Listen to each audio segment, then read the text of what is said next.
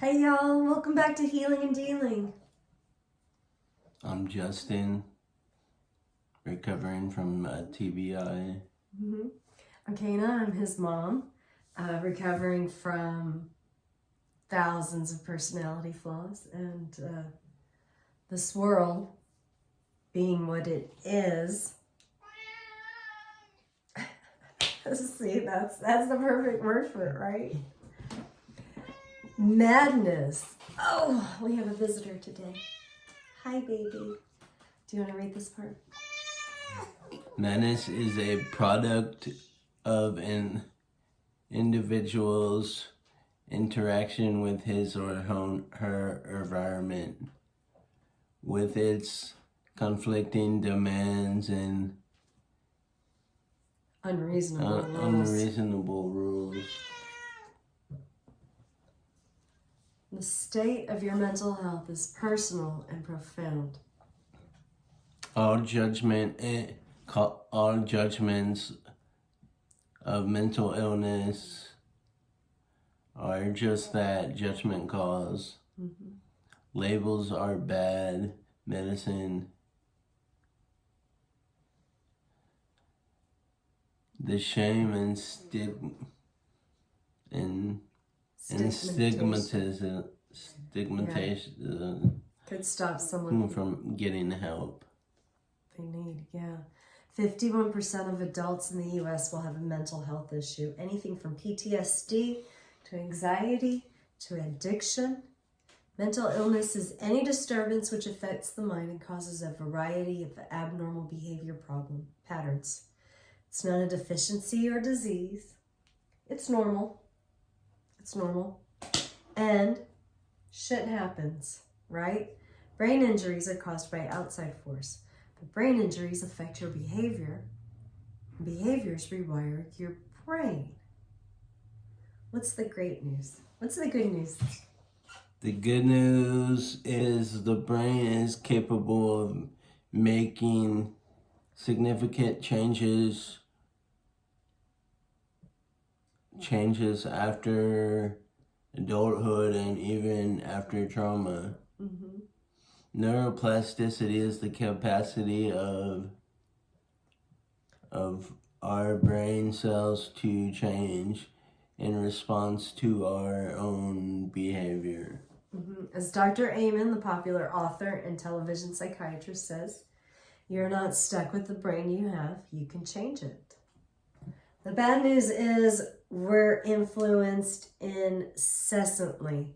We're programmed through school, television, entertainment, advertising, public events, news, anything to translate symbols, colors, sounds, and other stimuli, which cause us to act in ways not in our best interest, sometimes completely irrational.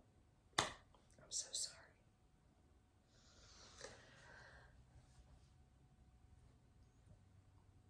I mean, am I right?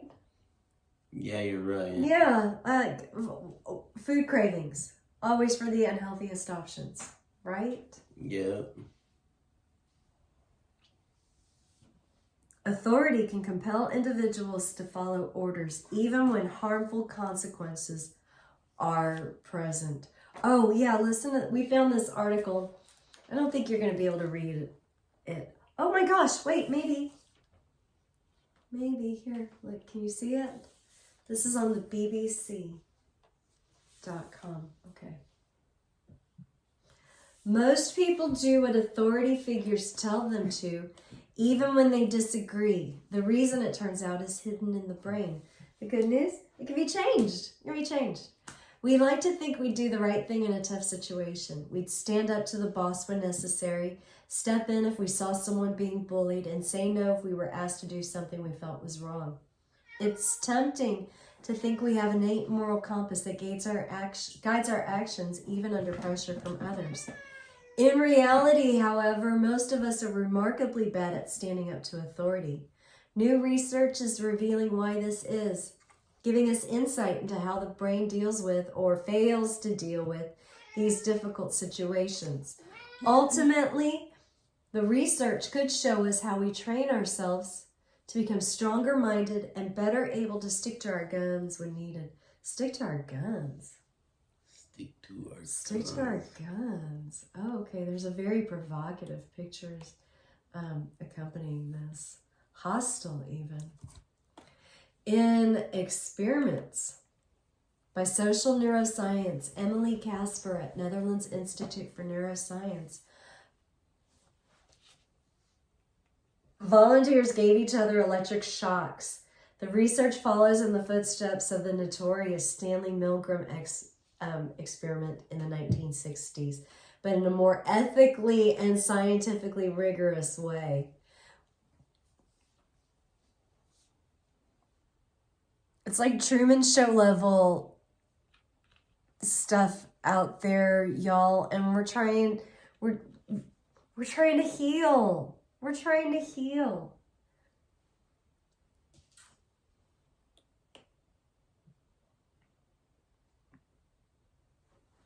I'm going to skip a couple of maybe we're done. Studies on patients with localized brain damage are helping to answer part of this question. When people have lesions in the prefrontal cortex, the outermost layer of the front part of the brain, they appear to be much more prone to following orders than the general population. So, how many of us are order followers? That's scary. How about that? Yeah. We don't know where we're going, but we know where we're starting. Here now, our first step has been here now. Our first step has been to start our health book by requesting your medical records from every doctor in every hospital you've been to. Yeah. So that's the first big step. Now our second big step is to start a journal. Yes. I know you have a journal. You have one right here. Journals are excellent therapeutic aids. Through writing and art, we can examine what we can control, what we can influence, and that which is out of our control. And here we have another article from Brain Injury Canada. Okay, this one's from Brain Injury Canada. I think I printed it out. Can you read that? For centuries, people have found journaling beneficial and cathartic, but only recently have the emotional, mental, and physical health benefits of journaling been proven through research studies. Journaling is the act of freely expressing yourself in your own private notebook, audio recordings, or videos. Really anything. Anything, right? Yes. Your journal is a safe space where you can be 100% yourself. You can discover and make sense of yourself and your experiences. You can also use your journal as a tool to help with growth and personal strength. So, standing up to authority, right? We can know what's, what we can begin to know ourselves. We can begin to know ourselves, right? In episode 14. Now, this is why. This is kind of both often on topic, right? Last episode, we were talking about how to be a patient. And on page 99, we get this note.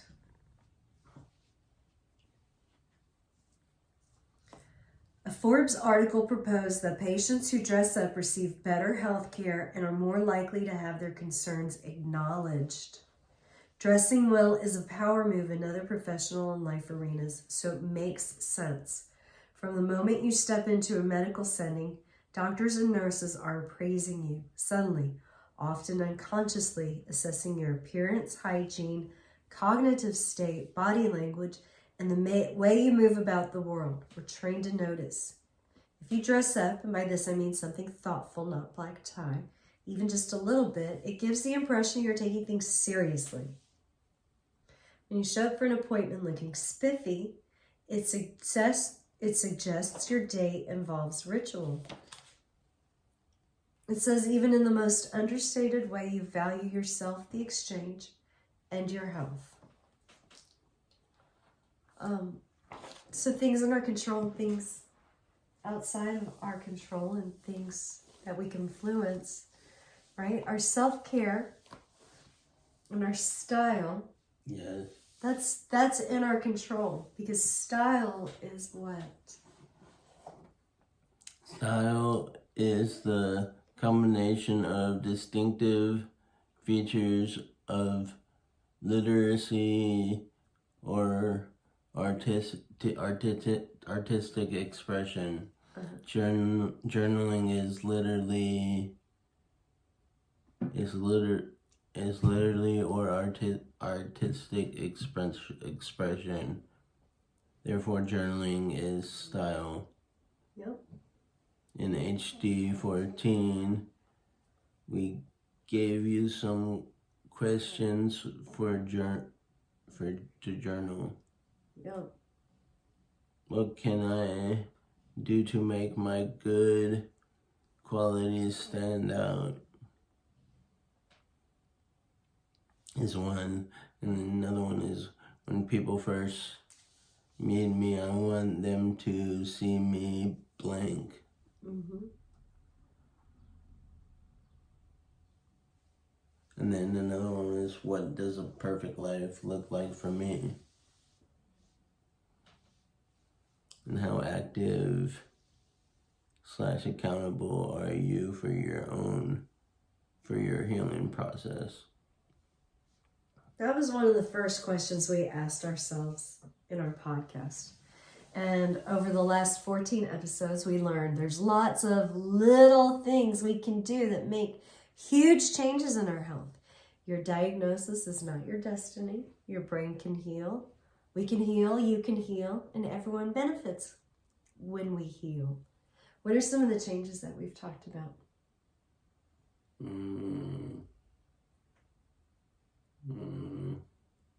We talked about our diet. Yeah, our diet. We talked about attitude. Yeah, hygiene. We've talked about reducing toxins. Yes. Yeah, there's been a few of them.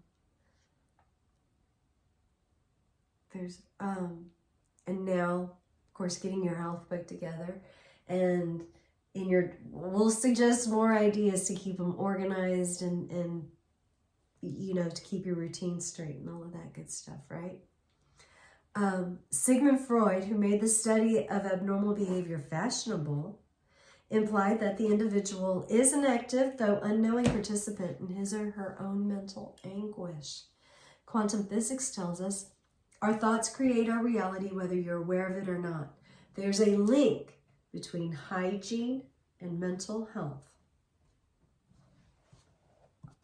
Working on the task-specific practice of daily grooming develops structural neuroplasticity while creatively practicing good communication contributes to functional neuroplasticity, right? There's two kinds of plasticity. There's structural and then there's functional. You need to have both. Both show yourself the ultimate luxury of self-care. Because what's more luxurious than taking care of yourself, right? nothing. Oh, it's like, Both remind your healthcare provider, as the patient, you have the right to be treated considerately, respectfully, with privacy and confidentiality. Dress and act in a way that commands that respect. Oh yeah, your first impressions.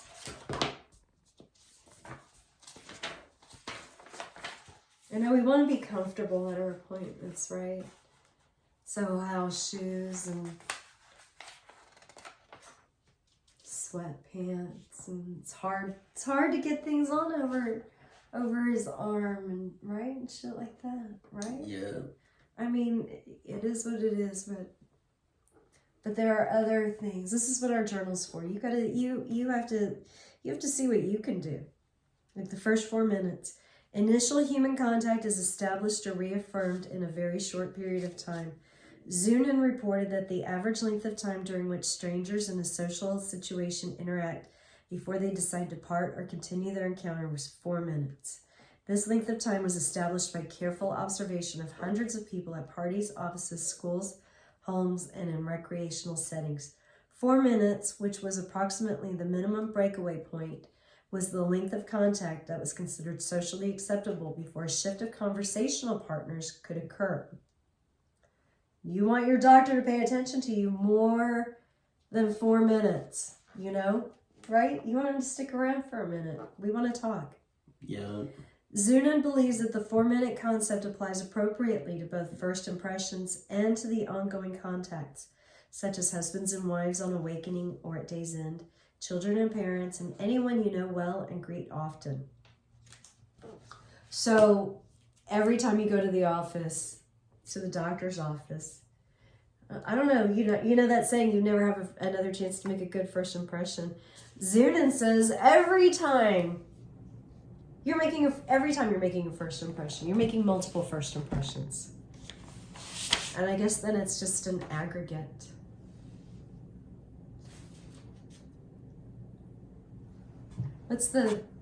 So to make a good first impression, we think you need to have good appearance. What's the basis of a good appearance? Fitness, rest. Yeah, okay, so there's like 4 pillars. There's health, which is nutrition, fitness, and rest. There's posture, which is the way you carry yourself.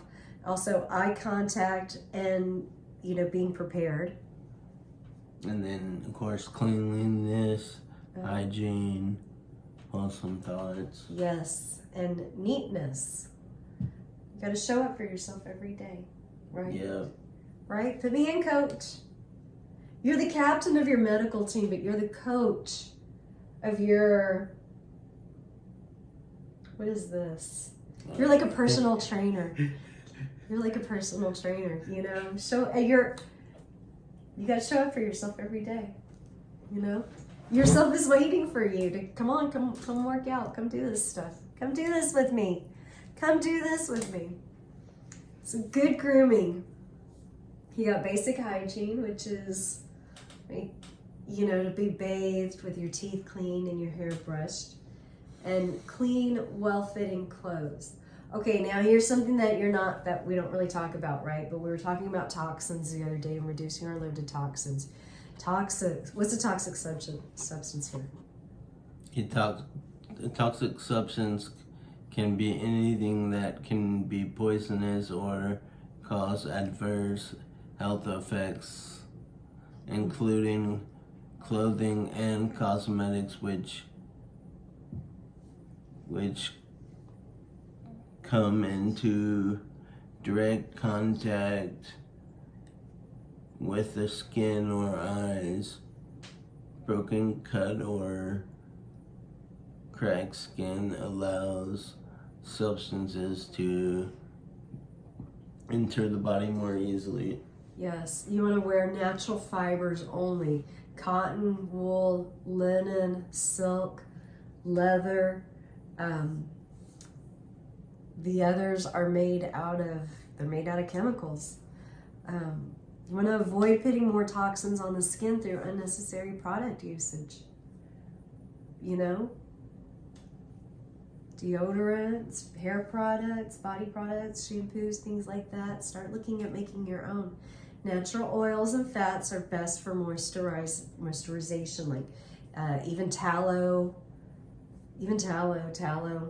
coconut oil, olive oil, shea butter, beeswax.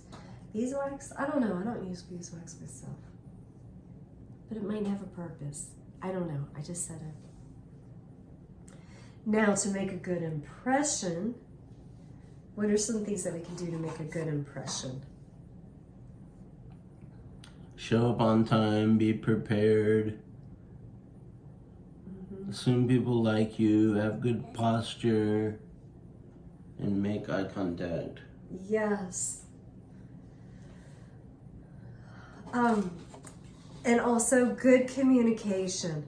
Hone your conversational skills at all your doctor's visits. Have a plan and ask questions.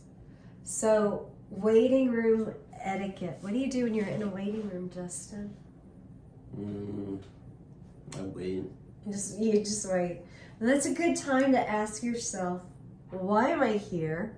Why am I at this doctor's? Hopefully you're here for a reason and not just because, well, the insurance is going to pay for it and we can get more medicine or whatever. We don't get to get, right? Is it medically necessary? So do a body scan, see how you're feeling, where's the pain, how strong is the pain, what else is associated with it. And think about the questions that you're going to ask your doctor. What are some questions that you can ask him or her? How do I know when I'm improving, worsening? If I'm having a relapse or a repeat of whatever the diagnosis. What is the likely cause of my diagnoses? What are the treatments available? What medicines can be cut? Yes, that's a must. You guys got to ask that. What medications can be cut at every visit, right? At every visit. Which medications can be cut? Remember, positive social interaction increases neuroplasticity. So, our challenge to you this week, to ourselves, is to start a journal and turn your tasks of daily living into self-care rituals.